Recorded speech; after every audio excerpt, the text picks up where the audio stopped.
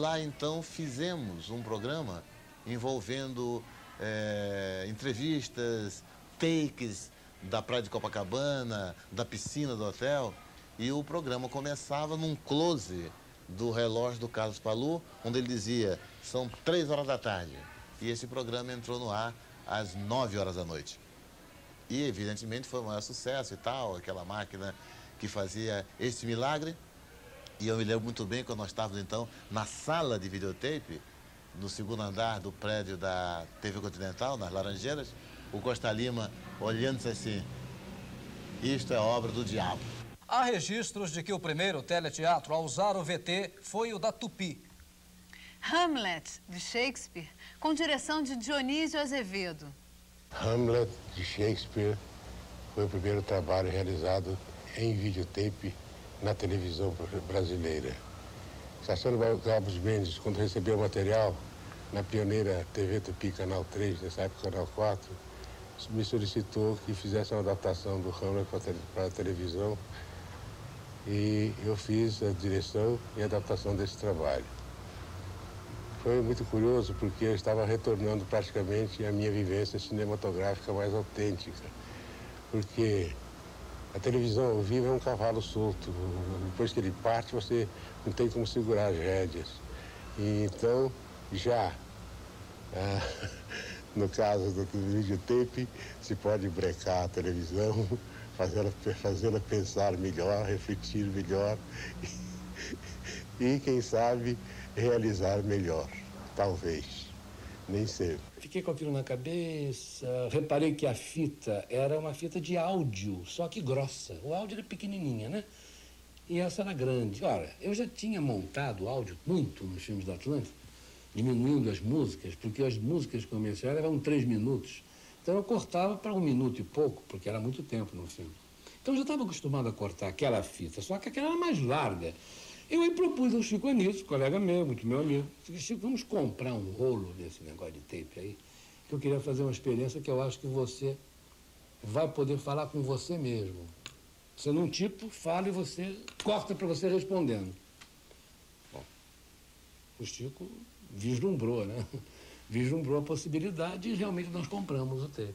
O Manga disse, vamos juntar esses personagens que você faz, já que você tem essa capacidade de fazer tipos diferentes, num programa só. A gente bota o nome de Chico Anísio Show e faz tudo num programa só, porque com esse aparelho novo que chegou aí, a gente pode juntar, colar, fazer efeito filme. Então, fizemos isso. Eu fui realmente a primeira pessoa a utilizar o videotape. O VT traz a explosão do show na TV do Brasil. Programas humorísticos, musicais, a novela, o telejornalismo, todas essas vertentes ganham um corpo ágil e uma alma alegre. Um sopro de vida nova ilumina os canais, alastra-se no ar, invade os aparelhos e cresce dentro da noite o brilho de uma nova estrela. A TV Rio, Canal 13. Em 1957, quando Flávio Cavalcante estreou em televisão, foi com um programa chamado Um Instante Maestro. E ele teve a ideia de fazer esse programa porque ele antes havia substituído o Jacinto de Tormes, que fazia um programa na Tupi chamado Acontece Jacinto de Tormes. O Jacinto de Tormes foi viajar e o Flávio ficou substituindo. E dizem que o sucesso foi tão grande que a agência Casé pediu ao Flávio que fizesse um programa. Ele ficou pesquisando, pensando, e um dia andando pela casa dele, ele viu a filha dele, que tinha uns 6, 7 anos de idade, cantando uma música que um trecho dizia assim, parecia uma tocha humana rolando pela ribanceira. A pobre coitada tinha vergonha de ser mãe solteira. Aí a filha do Flávio perguntou para ele assim, papai, o que é mãe solteira? E ele ficou mais preocupado, como é que a filha cantava uma música desse tipo? Ela disse, não, eu ouvi no rádio. Então ele passou a ouvir as músicas de rádio, emissoras mais populares, e descobrir músicas incríveis e criou assim Um Instante Maestro, que foi uma marca dele, né? No princípio ele quebrava os discos, depois não dava mais para quebrar, porque não eram mais de acetato, se tornaram inquebráveis. Com isso, o Flávio resolveu criar o Júri de Televisão. Ele foi o primeiro homem a fazer júri na televisão brasileira, hoje que é uma coisa muito utilizada. O programa do Chacrinha começou na televisão em 1958, na extinta TV Tupi aqui do Rio de Janeiro.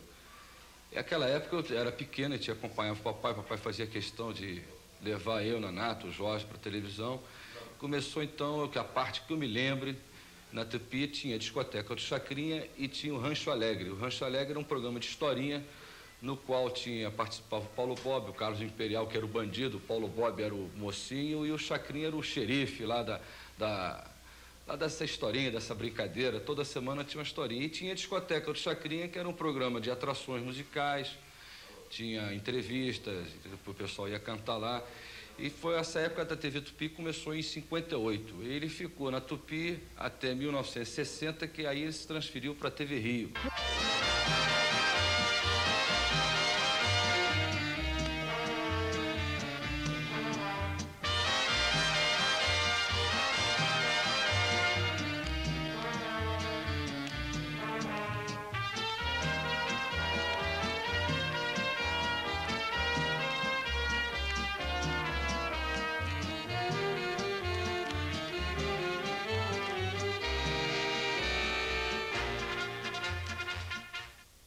Entre esses programas estava um chamado A Cidade Se Diverte. Era escrito por Haroldo Barbosa e era um programa de quadrinhos que eu dirigia e que narrava.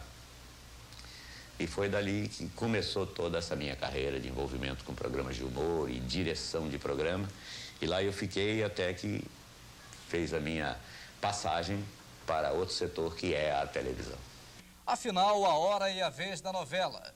25499, Ocupado. O VT possibilita a novela diária. E o gênero, que na TV sempre andou por baixo, dá a volta por cima.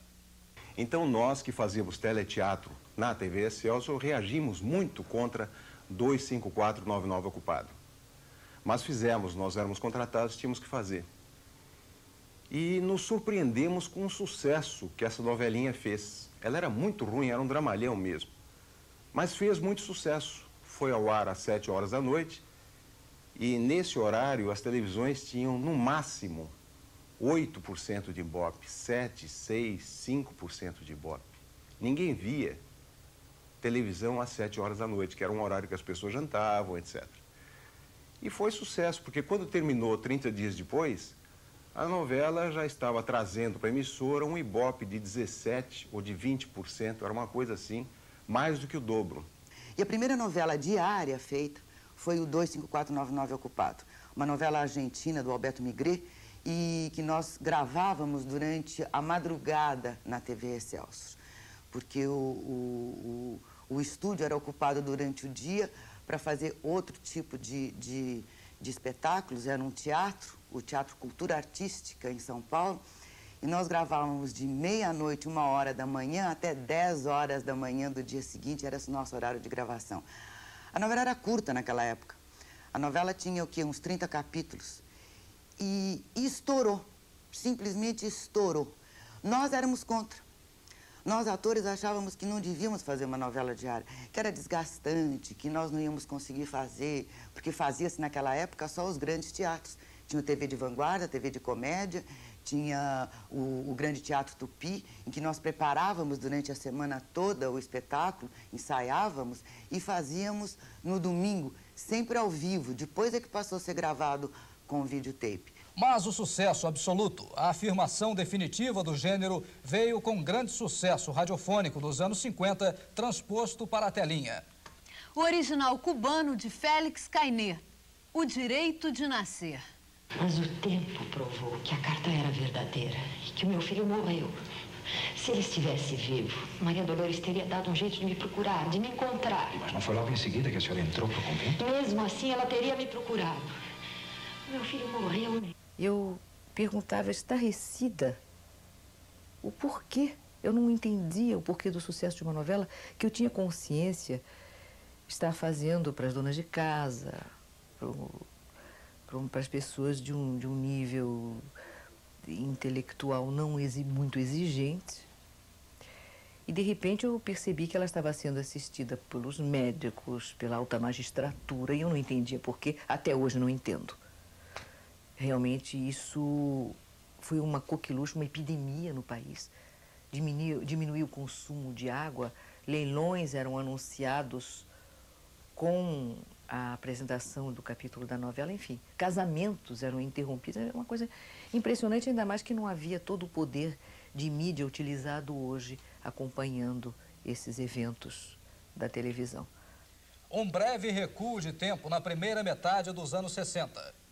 Estamos de novo em 1963. A TV Rio comanda a audiência da televisão. De repente, a Excelsior saca o talão de cheques e muda da noite para o dia o panorama da TV no Brasil. Nós fizemos a TV Excelsior, que foi um sucesso. Em 6 meses ela saiu do vermelho. Ela tinha uma equipe pequena, era muito bem organizada. E a TV Excelsior foi a televisão que tinha estratégia econômica de dominar e de ganhar das outras estações de televisão, porque as outras estações de televisão eram simplesmente estações de televisão regionais. E nós então entramos com a ideia de fazer uma estação de televisão nacional.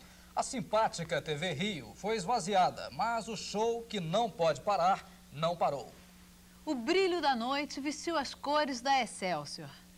Os 2 programas que impulsionaram a Excelsior como produto bem acabado, como fabricante, como fazedora de produtos bem acabados, foram esses 2 programas, o Times Square e o My Fair Show, que eram programas luxuosos, bem vestidos, bem orquestrados, com todo o grande cast da emissora, que era o maior cast que vocês possam imaginar, que vocês podem imaginar.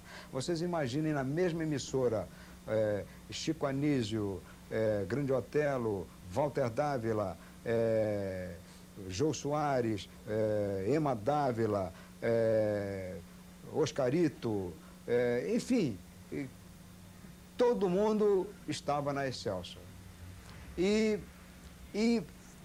com o My Fair Show, que era um carrossel, não era um carrossel, enquanto o carrossel girava, era um palco giratório. Pela primeira vez a gente fazia um palco giratório na televisão, porque era ao vivo, enquanto esse palco girava e ficava na metade aparecendo, a outra metade ficava escondida. Enquanto essa metade nós desenvolvíamos um esquete, um número musical, na outra metade nós já estávamos ali atrás movimentando, mudando o cenário numa rapidez fantástica, que assim que o carrossel girasse, outro quadro viria. E os quadros eram rápidos, eram quadros de 3, 4 minutos. Vocês imaginam a loucura que era isso. E a orquestra, grandes orquestrações, Maestro Radamés Nhátali, que fazia as orquestrações dos meus programas.